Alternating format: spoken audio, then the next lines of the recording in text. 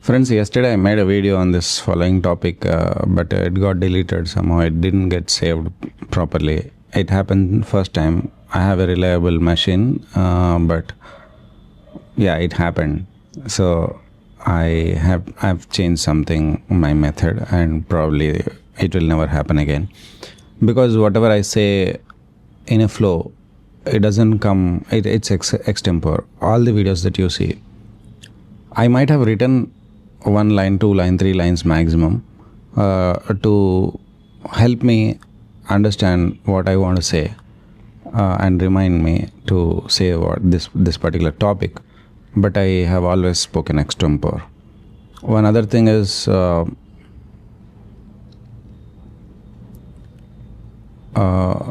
once you say something about that topic, and it will not come out in the same manner again. And also, I do various things in the day. My mind is on various other things, and when I sit, when I click the camera button, just before that or just after that, I think about what I will speak, and that one, two lines, etc. And then I will just speak. So this is my method. Anyway, I just informing. So the following topic I was talking about is about spirituality, building spirituality, or understanding spirituality and living a spiritual life, and versus building spiritual capacity. Okay, the capacity to understand spirituality, perceive it. So in this, whatever is the opposite word that you want to prefer to the word spirituality. So if it is materiality, for example, whether you are spiritual or worldly, it is determined by the amount of focus that you put on these four aspects: ahara, nidra, bhaya, maithuna. Ahara is food, nidra is sleep, bhaya is fear, maithuna is sex. So any sensuality, etc. So if the content of the container, that is your mind, is mostly revolving around these four in whatever way, in whatever degree, then you are said to be not advanced in spiritual life. If you have more than this, for example, trust, respect, and values like that, care, guidance, affection, reverence, gratitude, love, etc.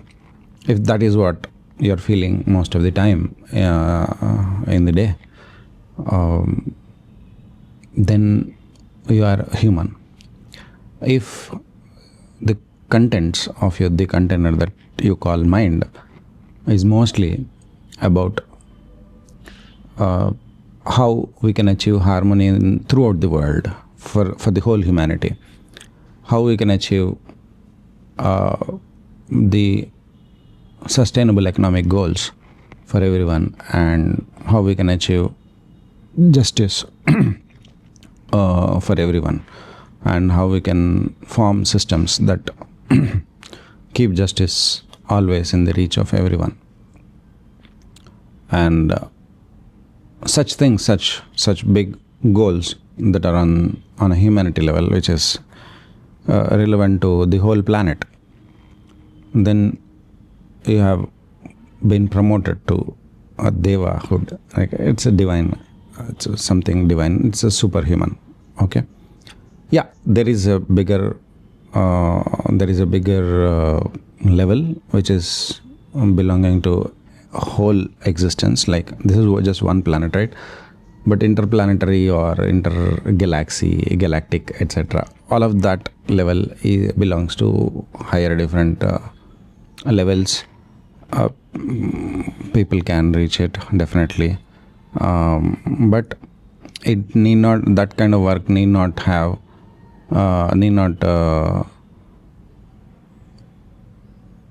be in a physical body, etc. So anyway, because I don't belong anywhere near that interplanetary interplanetary, intergalactic level. So I mostly my maximum thing is this planet. Okay, so if your minds, the content of the container that you call mind is mostly ahar nidra bhaya maithuna, the spiritual practices that have evolved in the religion are telling you how to be away from these things, how to focus more on the other things that you have not already focused. Like, for example, to escape the hold of hunger on you, they ask you to fast. To escape the hold of sleep on you, they ask you to keep vigil in Shivratri days, etc., etc. To escape the hold of fear on you, they ask you to, sometimes walk on fire embers, burning embers, etc. There are so many religious practices that try to remove fear from you. You will be carried into a different mode, and you will be you are ready voluntarily to do certain things, etc. You prepare your mind. You can find it in many villages, etc. Even today, in many ways, different ways. So to let you escape from the control of lust, they ask you to follow brahmacharya, and they ask you to follow several rules regarding your behavior with the opposite sex. Now, all of these things help you build spiritual capacity. In themselves, they are not spirituality. This has to be understood. These are tools to attain spirituality and attain spiritual perception. Spirituality is, a perception and realization, and living according to such perceived true reality. Okay, so it is not using the tools all the time. For example, if you meditate every day, does it mean you are spiritual? No, you are trying to. Friends, I got disconnected. So if you are meditating every day, it doesn't mean you are spiritual. It means you are putting your best to build a spiritual capacity so that you can perceive spiritual, to perceive everything, the world, God, and yourself in a spiritual way. So if you are practicing japam all the time, it doesn't mean you are spiritual. It means you are trying your best to build spiritual capacity and that perception, that spiritual perception. So if you are practicing brahmacharya, it means you are trying to build capacity to receive the power to perceive things spiritually and retain that whatever you have perceived. Okay, so it is like it is a capacity that you have, capacity building exercise. Everything is capacity building exercise. Any action that you take is going towards building the spiritual capacity. If it is spiritual spiritual effort. Okay, but spirituality by and itself is not an action. It is a perception, and it is drishti. Yeah, as I said, perception. So once you have that perception, and if it is natural for you, then whatever decisions you are going to take, you will take in that light only. Therefore, your life will slowly become very spiritual, and it also the circumstances and your capacities, etc., because they are all in different degrees and different varieties. So subject to all of them, your decision making is clear. It is spiritual. The attitude with which you take any decision is spiritual. But you may be limited by still be limited by external circumstances or the capacity you have. For example, Vivekananda, if he had money, that very very very good amount of money, if Vivekananda had, he would have done even bigger things, right? He had certain amount of money. He raised a lot of money, really a lot of money. But whatever to the extent, the work has progressed only to the extent that he has been able to raise money. Okay, because money is required. Okay, yes, apart from human capital, apart from the will of people, etc., he was able to move the will of people much more than money. Money is there, but it is on the third or fourth position. So the first thing is he has been able to inspire people across the spectrum. That's one thing. He was able to reach to so many people across the globe. That's number one. So number two, his reach had deeper impact, much deeper impact than many people realized in his lifetime. So that's the second. Like that, if you count, so money was there, but all of the circumstances. For example, so for example, you and I attended Vivekananda's lecture when he was alive. Okay, his lecture would have a different impact on you and different impact on me. Similarly to the hundreds of people, everybody receives it in a different way. So that is what I'm calling circumstance. So the lecture is the same, the person is the same, the words are same, even the vibration in the hall is the same, but according to your capacity you receive, right? According to your priorities, according to your free will, you decide in what phase of your evolution you will start working on it and how much extent, right? So that is free will. So even an avatara, even a prophet he can influence certainly, but he cannot force you to choose one way or the other, because free will does it for you.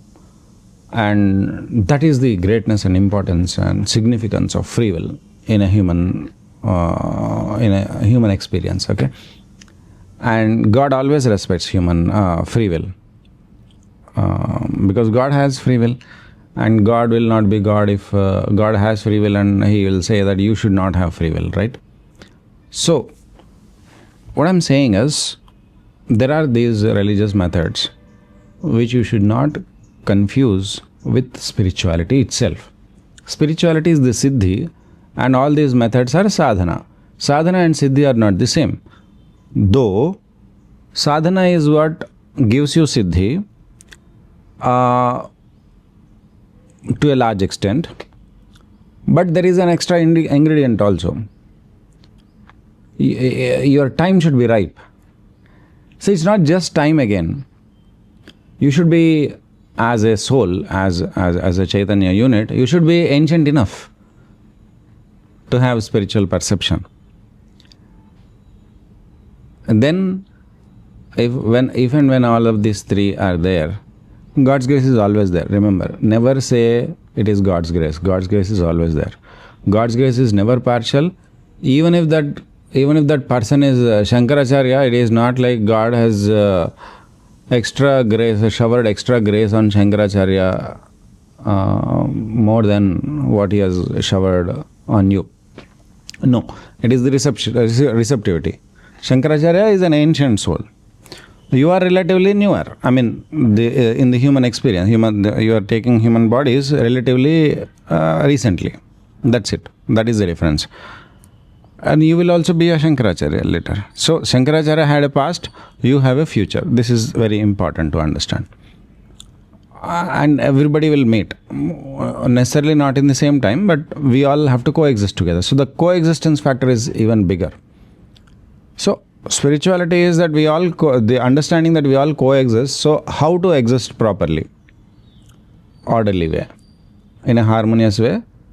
That is leading to everyone's peace, harmony in all levels, harmony in material level, economic level, spiritual level, every way, in intellectual level, etc. So how to do that? Even if you achieved all these things for the whole planet, mind you, there will be other planets you will have to take responsibility of. Okay, so the work is never ending. Definitely, work is never ending, but you work every day. Okay, that's the magic. The magic is, wonderful thing is, the work is never going to end, but that doesn't stop you from being active, from being inspired to work. Okay, because you are in the body, body has some energy. You put all that energy and etc. whatever you are receiving, you are how you maximum utilize, you rightly utilize your body. That's it, right? Proper utilization of the body. Now, if you don't want to work, you don't need to have a body, right? So choose not to have a body. Even you choose not to have a body for an eternity, but what will you do afterwards? Because you are invincible, you are permanent, you cannot be wiped off this existence, right? So you will one day take again the physical body. So if you think spirituality is getting bored of this material world and anything that is physical,